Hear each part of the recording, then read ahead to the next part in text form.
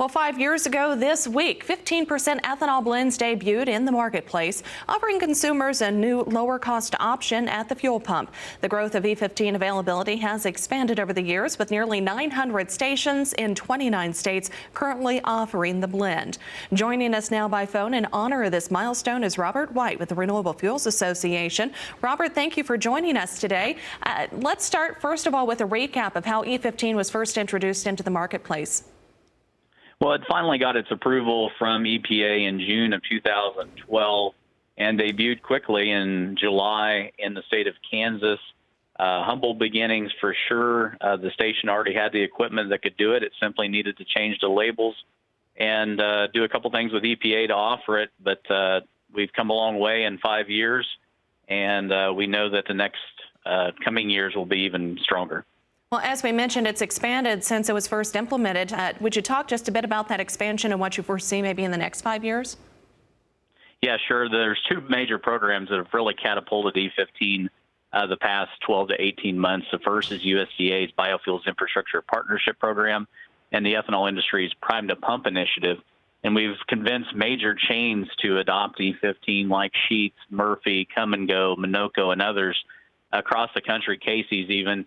And we're seeing that lead others into the marketplace because suddenly your competitor has a higher octane, lower priced fuel than your regular unleaded.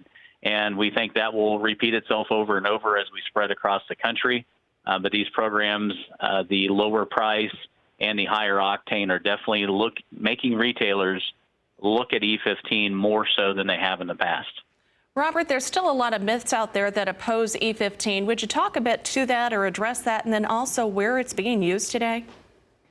Sure. We funny enough, one of the groups that the American Petroleum Institute helps front this morning was talking about the RVP bill for E15 that's being considered in the U.S. Senate, talking about more broken engines. Well, we haven't had a broken engine yet. And all of the scare tactics that the opposition to E15 has used simply haven't come true. There hasn't been a boogeyman yet.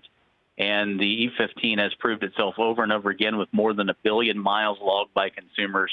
It's a well-tested fuel, most tested by EPA, more tested than any other fuel in history, and it's proven itself once allowed to the consumer. And ultimately, the 29 states are mostly Colorado and East. Definitely not just a Midwest phenomenon. We're seeing it up and down the East Coast and all the way through the South into Texas. All right. Well, Robert, also, if anybody has any questions or would like to maybe investigate a little bit more about maybe some other rumors they've heard, where could they find that information? Just go to chooseethanol.com. All right. Well, thank you very much for taking the time to join us. We certainly appreciate it. Renewable Fuels Association Industry Relations Vice President Robert White joining us on the phone from Washington, D.C. Well, stay tuned. Meteorologist Tim Ross has a check of your weather forecast coming up next.